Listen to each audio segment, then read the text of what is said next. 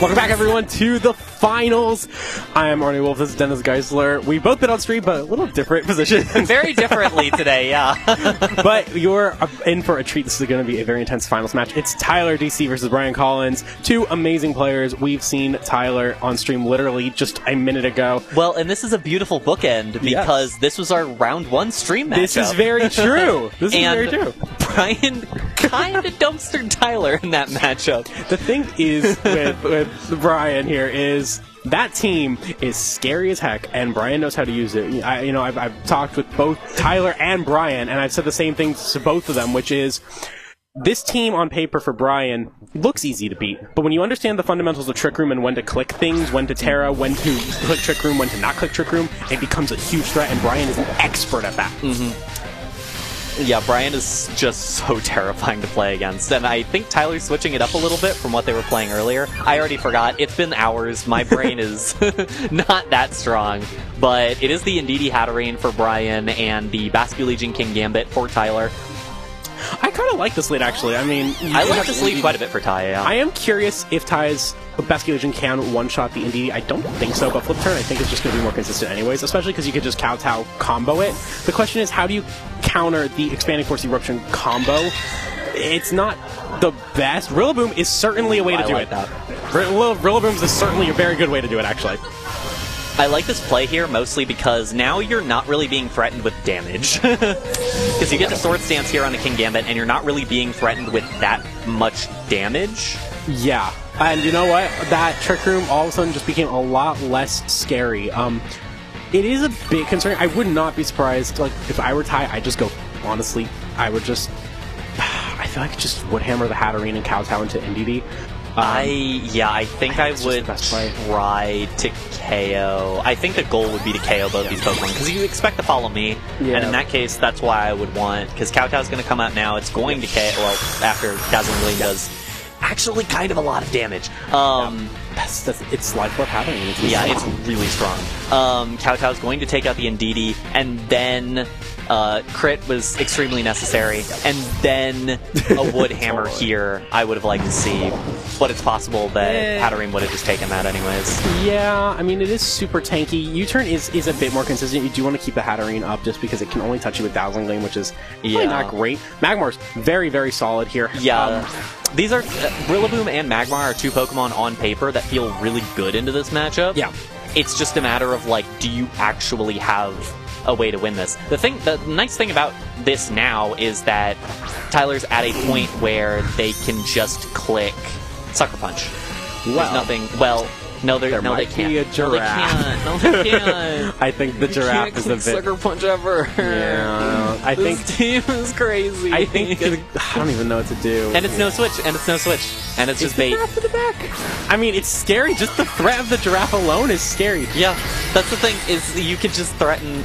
Maybe I have a giraffe back here.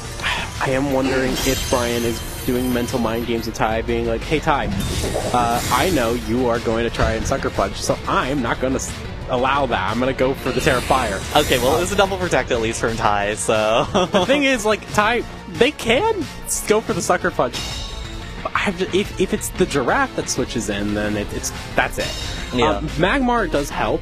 I also think that Rilla will help you stall out Trick Room turns. I think there's 3 Trick Room turns here, and the nice thing is, even if these two go down, Rillaboom can Terra to water, survive the eruption, maybe, hopefully. It is still really powerful. And then at that point, not at that actually, but Basculegion does at least offer some support here. Plus, it has to be Dazzling Gleam plus Eruption combo. Expanding Force is really risky. And I'm actually not too surprised to see the King Gambit switch out on Ty's side, just because you don't want to have it get KO'd by the Torkoal. And I think these two are the ones that can survive with the Eruption in play, with the best odds. And they both do. Although, at the same time, one of them is dropping. Yeah, I actually like the single target Expanding Force into the Magmar. Yeah. I think it's probably the most threatening thing on the team at this point.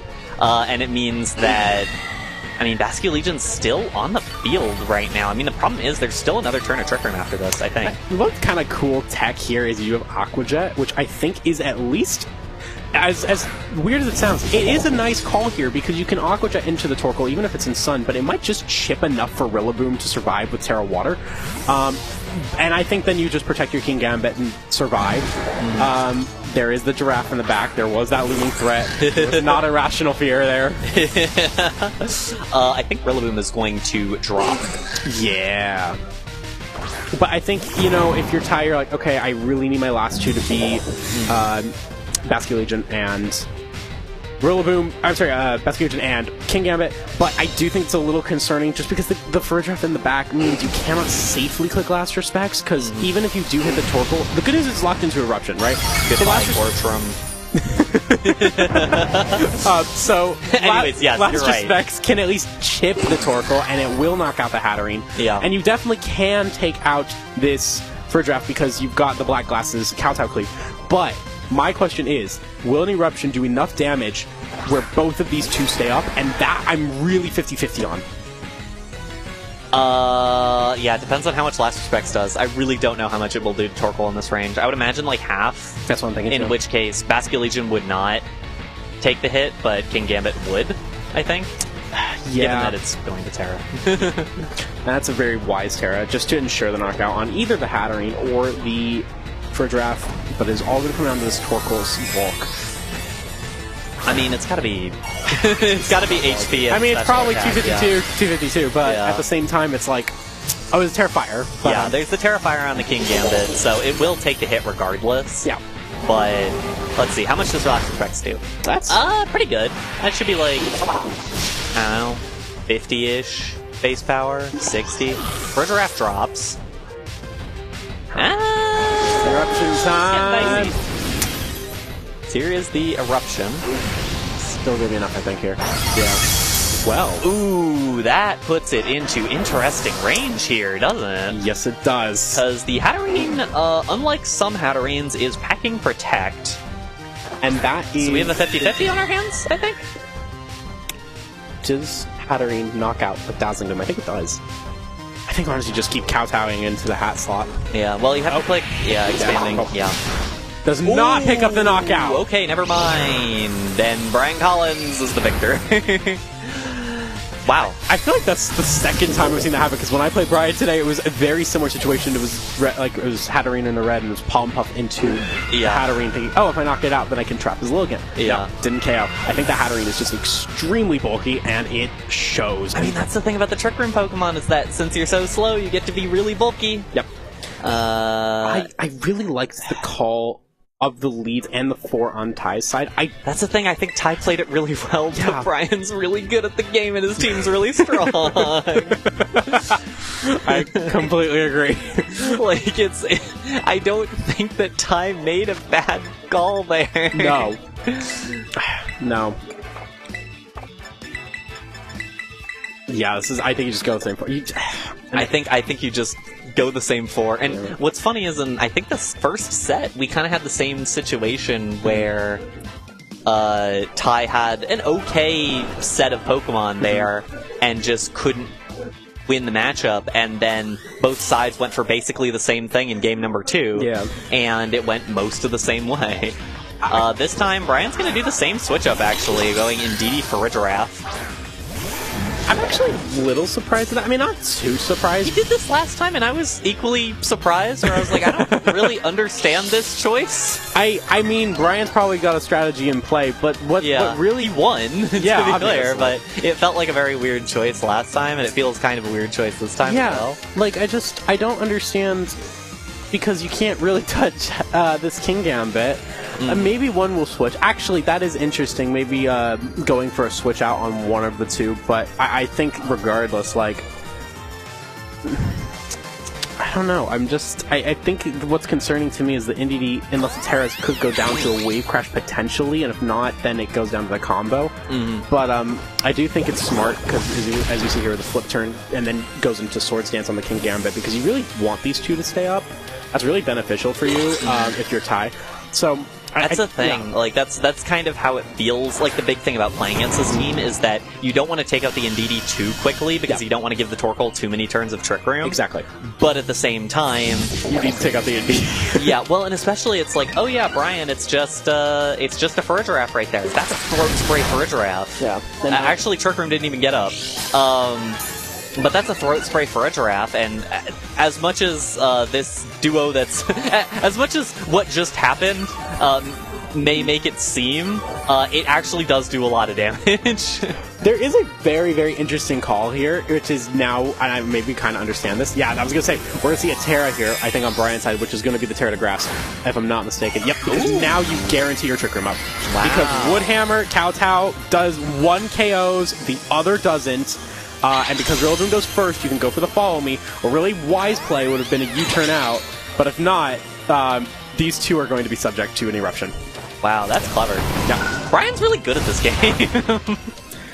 I mean, the downside is you do lose your Terra right away, but I don't think it really matters when you have so much here that's going to just go down to eruption. The thing is, everything remaining on your team is crazy spread damage that KOs everything. I'm wondering what that last Pokemon is, though. Because the thing is, like, you know, even on if... Brian's side? Yeah, because if you go for the Lilligant, it would be interesting. I was going to say it might be Lilligant. I think it's Lilligant. I have a gut Probably feeling. Lilligant. We're going to see the Torkoal first. Oh, yeah. Yeah. One of these two survives, the other doesn't. I believe you're going to Terra the King Gambit, just because it's got the Swords Dance. The problem is if you Terra the King Gambit, does it take a Hyper Voice? I would imagine so, based on the damage that it took from Hyper Voice before. I don't think it does. It's +1. It'll be a neutral hit. It'll be after an eruption, a max power eruption. I don't think it takes it. It's not Terra, though. That's the thing. It's not Terra eruption. It's just a regular eruption. It's just regular eruption. That's true. And then who do you hit? I think you have to hit the Torkoal. I mean, you have to. Just you because. have to, yeah. There's no way you... yeah. There's no way you can do anything otherwise. Oh, I'm scared. I'm scared for King Gambit's safety.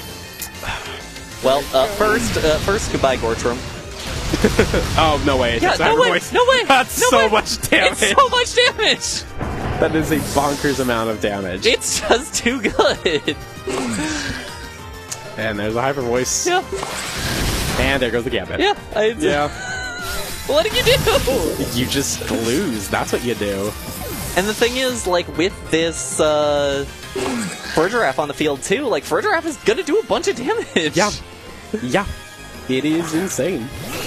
It is such a threat, and I think a lot of people don't realize how much of a threat it is. Yeah, and that's the thing. I was saying this earlier as well with Brian's other matchup, which is that the Farigiraf and the Incineroar, you look at them and you see, oh, these are support Pokemons for the big damage mons. No, these are damage threats. They're not. Look out, be scared. The close combat on Incineroar is one of my favorite adaptations for it. It's so good. It's so nasty. Expanding Force does not actually KO the Magmar. We might be in business.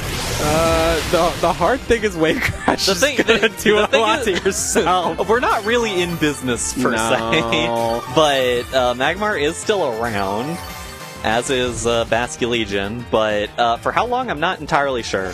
Well, I think you honestly just click Eruption and win.